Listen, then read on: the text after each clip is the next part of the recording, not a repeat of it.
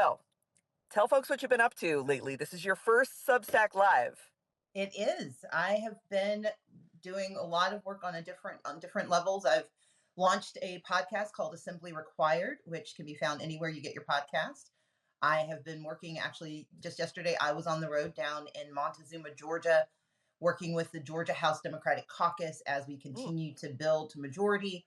I've been doing all the work I can to help anchor democracy. And I got a new book coming out about AI and healthcare and all the reasons we should both be terrified and excited about the future.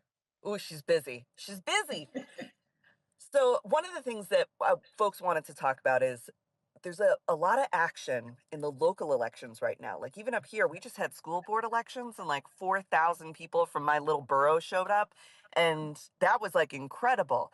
Now, down in Georgia, decidedly a purple state, right? A lot of back and forth happening there. What are some of the strategies that you use to flip places from red to blue? Well, it starts with exactly what you laid out. It starts local. Hmm. Everyone paid attention and got to know Georgia in 2020 and 2021. But the work that we did through the House caucus that I used to lead, when I became House Minority Leader, one of my strategies to help build, along with everyone else who's doing work in Georgia, was to really hyper focus on local elections, to win city council races, county commission races, school board races, making certain that people were connected to the government that served them or didn't serve them. Mm. What we heard last night in Montezuma, there was a complaint, a legitimate complaint about the how long it takes to get to a doctor. Mm. Well, that's because our state legislators have consistently voted for more than a decade to refuse to expand Medicaid. And people didn't connect the dots. When they say they won't get your money back, money we've all paid into a system, it's your Mm. state legislator. It's not the president, it's not your senator, it's not your congressman. It's the local elected official, the elections you skip that decide what happened. And that means paying attention to who's at your school board races, making Mhm. sure that you know who your local judges are because they often Mm. get elected, in off-year elections when nobody's paying attention. But if you want the rule of law to hold, where do you think they get the judges who eventually become these folks? They start in local races. So if we want to be present at the creation of the next version of democracy, we've got to show up in local races. You're so right. And I love hearing this stuff. We had Isaiah Martin on the other day, who's running for a congressional seat in Houston. And he was talking about his platform is constituent services. He's like, I'm not doing culture where I can't talk to you about big stuff. I need to know, are my veterans getting care? Are my elderly getting their SNAP benefits? Like, I'm straight constituent services. You think that's the path towards like showing people how we're better? I think it is, but I want to tweak a little bit of what you said there. We can't divorce the delivery of services from what they've couched as culture war. Culture Mm. war is the wrong term. What they're Hmm. saying is your identity does or does not matter, and they Hmm. will or will not consider it when making decisions. Well, if you can't get a job because of where you live, if you can't get a Hmm. job because of what you look like, if you can't get a job because of who you love, that matters. And Mm. those things can't be divorced. And it doesn't just happen in the abstract. If your local elected officials are privatizing all of your services, and they're only giving the contracts to people who don't live in your neighborhood or live in your community, they will say that's a culture war issue, that's a DEI issue. No, that's a do they see me issue, do they Mm. understand me issue, and do they serve me issue. But Hmm. it starts with service. And my mantra is democracy must deliver. We've Mm. got to see it. And so Isaiah Martin is absolutely right. Constituent services is where it's at, but we can't let people divorce the issue of how they get services from whether they get services. We Mm. are the party that pulls that together. And in Mm. purple states, it's incredibly important because often the people who aren't voting are the ones who feel like nobody sees them and nobody hears them because they say, well, it's only kitchen table. Well, Mm. if I can't pay the rent, I don't have a table to sit at. And if I Right. can't pay the rent because you won't build housing in my community because you don't like what we look like, then that's what they call culture war. That's not a culture issue. It's an identity issue. It's a humanity issue. And we bring Mm. that back to the constituents because they know that their lives are complex. And what they want you to do is not tell you whose fault it is. They want to tell you how you plan to fix it. Top Democrats have launched this new $20 million campaign called Sam Speaking to American Men. What do you think about this idea that we've left men out of the conversation? I think it's an easy, facile answer to a complex set of problems. And this again goes back to identity as a necessary part of our politics. Because are they saying we're not talking to anyone with a Y chromosome? Mm. Or are they saying we're not talking to Black men who have been disadvantaged by decades and decades of a carceral system that targeted them? Are we not talking to Latino men who want to be seen as a part of a broader conversation than simply immigration? Are we not talking to men who are from who immigrated to the United States and have difficulty navigating a new community? Who are we talking to? Are we talking to men who have literacy challenges? We have to know what the issue is. It's not just a chromosome conversation. Right. It, and so, yes, I You think do it's kind of absolutely, flatten it to just men, yeah. as if And they're all the same and have the same issues. Yeah. exactly. But we can win when we understand that, yes, we've got to talk to men, but you got to know what you're talking to them about. And Mm, it is an easy thing to say that we're going to just do the superficial and hope everyone gets captured by the superficiality. The mm, hard work is getting to people where they are and talking to them about what they need and understanding you might not have the answers and you invite them in to help make sure that you get the answers right. Trump's economic approval rating is now underwater by double digits. 55% of Americans openly admit that Trump is doing a bad job when it comes to the economy. And 78% of people say that they've at least heard negative things about Trump's economy. And the number one negative word they've heard surrounding Trump's economy talk is this big word here in the middle of this beautiful word cloud: tariffs. And I could see some of you out there going, says who? Says Republicans. In February, which was just a couple weeks into Trump's second term, 83% of Republicans had a favorable outlook on what Trump's economy plans would look like. And in the last month, because of all the stock market drops and the dollar losing value, that number is only 64%. Within all of this polling of Republicans is the inflated opinion of Trump from MAGA loyalists. The MAGA wing of the Republican faction is going to stay 10 toes down for Trump, regardless of the consequences of his economic policies or the way that it personally impacts them. Navigator is a trusted polling organization, and they just dropped their newest report on Trump and the economy. So if you are a data geek like I am, you can go to their website and you can download this for free. This isn't like some random polling either. They asked super pointed questions, a lot of the questions that may be being asked around your kitchen table or questions that you may need answers to when fighting with your MAGA family members. Like, how many Americans think that Trump and the Republicans are cutting spending in the wrong way? How many Americans think that Trump is more responsible for the current state of the economy than Biden? How many Americans think the power of tariffs should be back in the hands of Congress and not with Donald Trump? Folks said Congress. They said the power to tariff and have this big an economic impact on everyday people should be squarely seated with Congress's powers, the voice of the people. Even the most MAGA Republicans might like the Trump show and the rallies, but they don't like the impact he's having on their wallets and their businesses. Lots more polling for you to dig into at navigatorresearch.org, like the poll that shows in battleground constituencies, people believe Republicans in Congress are doing things the wrong way. Once again, check them out at navigatorresearch.org. You always have the best answers for things. I'm so glad you're here. So, what is your day-to-day life looking like right now? A lot of people want you to run for governor. A lot of people would like to see you be the president someday. Are there things that you're working on in the daily right now that you think or are you still really hyper focused on sort of like Georgia and making sure that voters are getting registered? Like what's kind of changed about you since the last time we saw you on the national stage, maybe at the last election to now? I see politics as a tool. Standing for public office is a tool, Hmm. but so is doing the work of making sure people understand what clean energy looks like. So is the work of getting people registered to vote. My work has been, it's grounded in Georgia, but it's national work.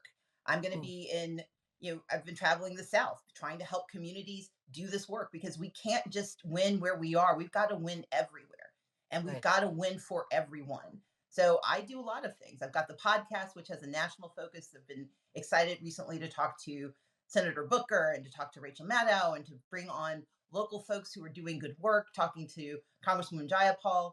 But I'm also doing the work of writing books. I write novels because I want people. Number one, I just like writing. I like being creative and I like exploring things that should terrify us. And so Hmm. I've got Coded Justice coming out in July. I write because I love being able to tell stories. because part of serving people is being able to tell your story and to understand their story.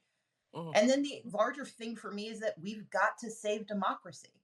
But mm, we cannot save democracy in the abstract. It can't simply be something we defend. And I've spent a lot of time defending democracy, but mm, we've got to do the work now of delivering through democracy. People have to see that it's worth fighting for. The 90 million people who did not vote in 2024 made a choice that neither party saw them or served them. Some mm, folks call it apathy. I think it's exhaustion. You get mm, tired of begging people to care about you, and you get mhm, tired of watching your work not reap any benefits. And so mhm. my work at every level across every tool is about how do we prove that democracy delivers for people who simply want to take advantage of opportunity and take care of themselves and their families. I want to go back to you talking about writing novels and the importance of being creative because so many people, like you said, they're just exhausted and they don't feel like they can fill any of their time with things that bring them joy. So they fill it with doom scrolling. They fill it with more news intake. What's your process for making time for your own creativity and moments of reflection and rest?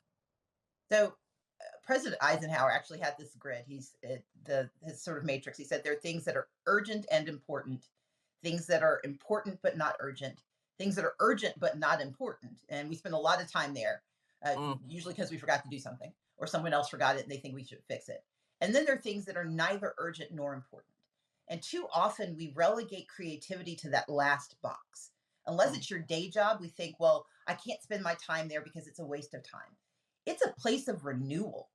I mm, actually I make part of my living through my creative writing. I make part of my living through my engagement in the arts. But I've always made that a part of who I am. I watch television because it makes me happy. I go to movies because it brings me joy. And that joy helps renew me to get back into the fight. It helps me break off the doom scrolling and it makes me able to focus on what's the work that I can be doing because I've given myself the space. If I live all of my life in the urgent and important, I'm going to get burned out. If I spend all of my time in the urgent but not important, I'm going to get annoyed. If I'm all my mhm, time in the important but not urgent, I'm going to be really, really smart but accomplishing very little. But if I'm a mhm. four quadrant person, then we can get the work done. And creativity and also just enjoying other people's creative arts is how we can keep ourselves renewed for the fight. I That's going to be the clip to promote this. I'm telling you, I'm such an advocate for people just going to local theater. Like, so we go to Yeah. all the little local plays here. I don't even care if they're terrible. Somebody in your community has gotten up there, Yeah. rehearsed something, and they want to show it to you. And that is like the lifeblood of this nation. That's the kind of stuff that really makes a difference and matters. Well, it's art. I mean, part of what art does is it builds community and Right. it introduces you to stories and ideas and thoughts you didn't have. I mean, one of the reasons for Assembly Notes for the Substack is that I get to talk to really smart people and do this podcast, but I want to spend a little more time sometimes exploring ideas and thinking about the nature of community. Well, one of the ways to do that is to understand the arts of a community. If you want to know Hmm. what people are thinking about, look at what they're saying out loud, Hmm. see what they're reading, watch what they're watching.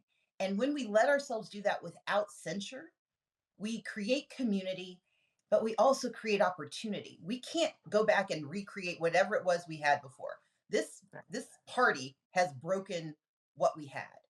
And we Hmm. can either spend our time bemoaning what we've lost or we can spend this time building what we deserve. And the way we get there is having creative people showing us, imagining with us what that can look like. Now, on the other side of that, there is the AI discussion, which you also just wrote a book about. Where do you think AI fits into this in an ethical way that doesn't continue to Yeah. divide us or replace creativity? AI is an extraordinary tool, but we have to remember it is a tool that is based on everyone else's creativity. AI Mm, does not have the capacity for creative thought itself. AI has learned what creativity is supposed to look like. And so our first responsibility is to invest in the real artist, whether that's the music or theater or visual arts, novels. We've got to invest in the people who are actually creating it because what AI is giving us is a replication, an amalgamation of what they think we want to see. mm, Number two, AI is an effective way for us to efficiently communicate, but it cannot supplant the necessity of direct engagement. mm, It's not human. And mm, humans are complicated. If you have had I have a borrowed teenager. I don't actually have children of my own, but I've helped raise my niece for the last few years. I don't understand what she's thinking from minute to minute, let alone day to Hmm. day. AI can't replicate that. And the reality is, if we don't have our human engagement, letting AI help make it more efficient, if we decide that it can replace it, we lose part of who we are.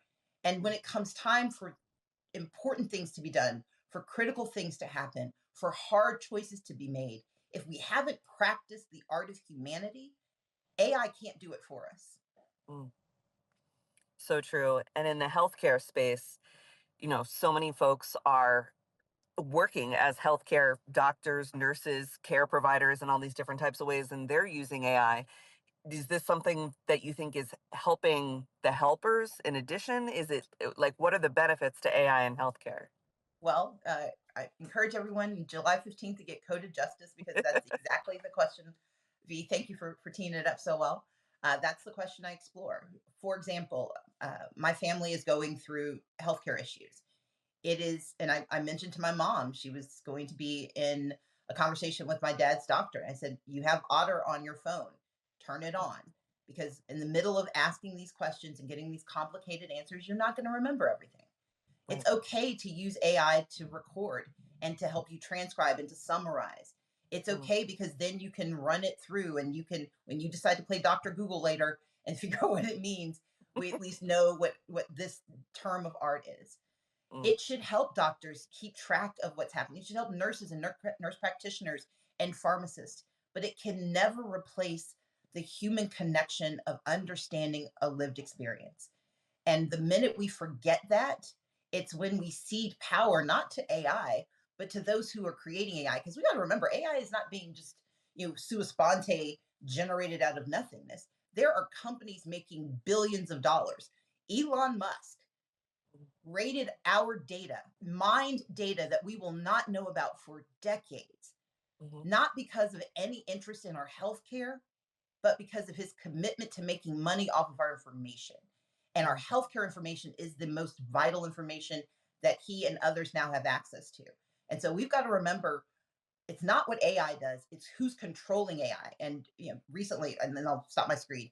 I recently did a post where I talk about the fact that embedded in the terrible, no good, tyrannical bill that just passed the House, Mm. they gave themselves permission to block every state in America from doing any regulation of AI for a decade. I reminded folks that Anthropic just last week acknowledged that its Claude model tried to blackmail its developers because it didn't want to get discontinued. If Mhm. AI can blackmail its developers, it's okay. It didn't actually happen, but it was in their beta Still, test. it's a But revengeful AI. I'm pretty yeah, sure there were movies in the 90s about this. Yeah. and they'll be back. But Yes. the challenge is if we get caught up in this idea that any regulation is bad regulation and that AI is this independent, entity, we've got to understand there are people running AI. There are people Mhm. monetizing AI. They are Mhm. gathering our data. We don't want to not get the tools, but we have to have the ability to manage those tools so those tools don't end up managing us. And more importantly, the oligarchs and the tech bros who are making their money for the next generation from this, that they don't get so much power that we can't escape. I feel you. The thing that makes me so nervous about AI in healthcare is my mom worked in healthcare, and there are things that nurses notice from Yeah. visit to visit that AI can't see. They can't feel the way that somebody answered a question and know based on their personal experience and their empathy that that person is lying or that person is scared or that that person didn't actually understand what they said. So this idea of flattening people into these like drones is like so terrifying to me, especially with Do somebody you like Elon Musk, who says that empathy is a character flaw, being in charge of the money, and now Trump potentially trying to work with Peter Thiel and Palantir to further, bring down people into these sort of controllable factions. what would your mom say about AI? Oh, she doesn't want to deal with it now. My mother is she watches me on the internet and that's it. She's retired. She doesn't do any AI. She's never chat GPT'd.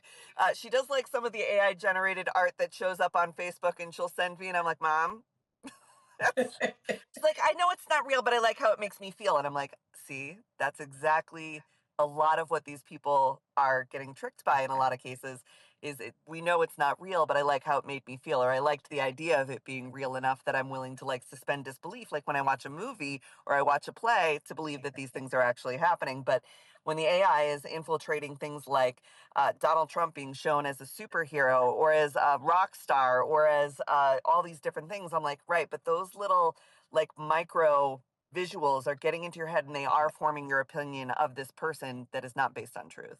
Exactly. Spooky times. Speaking Yes. of Donald Trump and people who Having bullied brought the me. whole conversation down, let's go back up. No, we're back up. I think it's I mean, the chat's going wild, but um, another thing that, speaking of the internet, the place that I live on and try to keep my safe little corners of, a lot of folks are being bullied by not just politicians, but AI bots and people in the comments. Pew Research did a study saying 1/3 of people get their news from TikTok, and then went back and said, but more people get their opinion from the comments. And we know that these chat bots and these, like bad actors are using the comments to try and inform people wrongly, or try and bully them, or try and make them question themselves, or try to sort of manufacture consensus around a particular topic, whether that's policy in the Middle East or healthcare or Trump or any number of things. You have dealt with your fair share of bullying from the political world. How do you keep yourself steady? Because a lot of folks, and it's happened to me, you like have never experienced this volume of bullying to some effect. Like, how do you keep yourself steady? So I believe in one of the Stoic principles of, I'm going to bastardize how you say it, but like, I don't take criticism from anyone I wouldn't take advice from. Oh, there we go. Hmm. And in Stoicism, there's this belief, and if you care about Stoicism, read anything by Ryan Holiday. He does an amazing job of really breaking it down and helping folks understand how to navigate this moment. But one of the principles is that we let outside voices crowd out our own. We Hmm. should be able to hear critique. We should be able to understand and grow and learn, but we cannot internalize another person's pain. Hmm. And often, what you're getting in those comments, especially the ones that are just steeped in invective, when they go to a great, a lot of trouble to create memes, like anyway, I there's a whole universe of therapy out there for folks. But what we've got to remember when you're being bullied, one, it's because you're doing something often that scares people because they think it might be effective.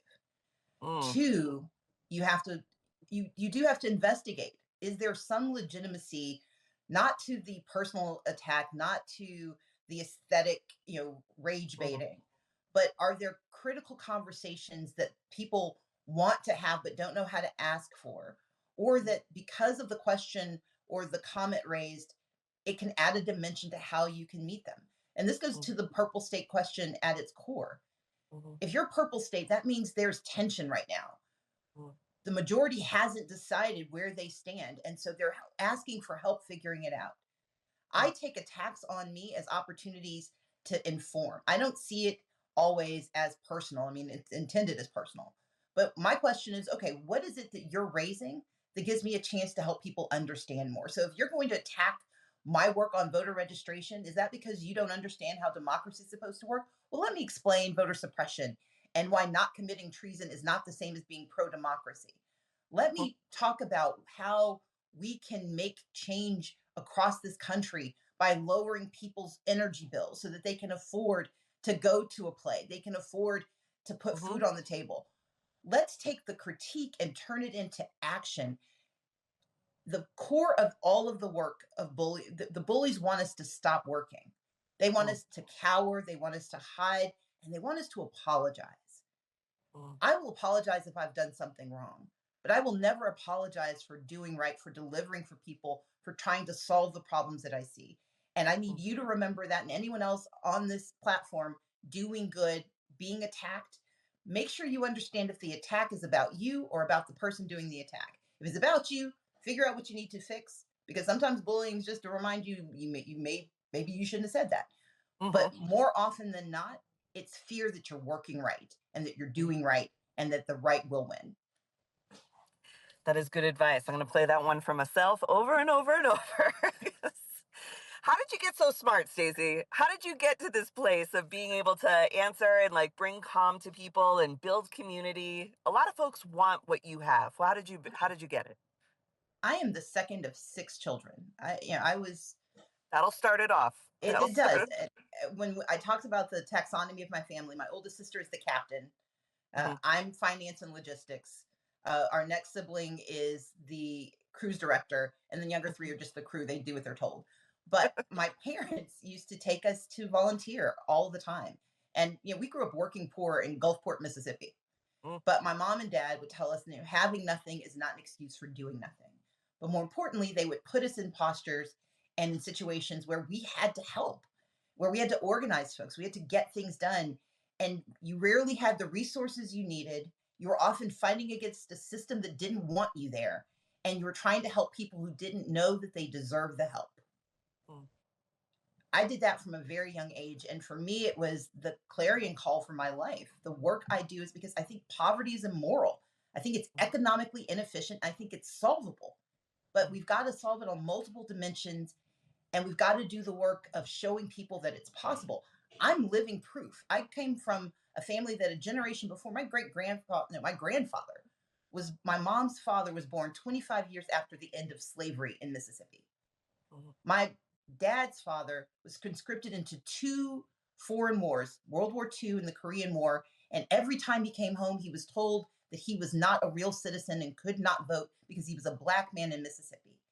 And I get to stand in this space and occupy this space. I don't know how smart I am, but I know how committed I am. I know how dedicated I am because I know how many people from Mississippi and Georgia, but also from Iowa and Utah, whose full God given potential is not being realized because of what people see and what they assume. And if we do our work, we make it possible for those people to live the best lives they can imagine. And that's when this nation is its strongest. I believe it. I believe it. Thank you. Thank you for that. I'm so appreciative that we got some time with you today. I know you're super busy and we've got to hop off. But is there anything that we didn't get to talk about that you want folks to know other than to I, follow your Substack, buy your book, register to vote? Exactly. And listen to my podcast, Assembly Required. But more importantly, make sure you follow. I know you follow V already, but Mhm, what we have to do for everyone is remember the algorithm responds to what we think is important. If you mm, heard something you liked, don't just share it with people who already agree with you. Make sure we're pushing our information and our stories and our narratives across every platform. They are winning when they get to own the space. We've mm. got to corrupt, we've got to push ourselves in there. We've got to disrupt and we've got to be present because we are right and we can win if democracy delivers. That's it. I believe it. Well, thank you, Stacey, for spending some time with me. I hope I get to see you in person soon. I'm sure I'll see you out there. 2026 will be here before we know it, and we'll all be back on the trains trying to make sure that Exactly. folks, like you said, believe that they deserve more because we believe that they deserve more. So I Well, appreciate you so much. I'll likewise, see you drive then. safe. Bye. Take care.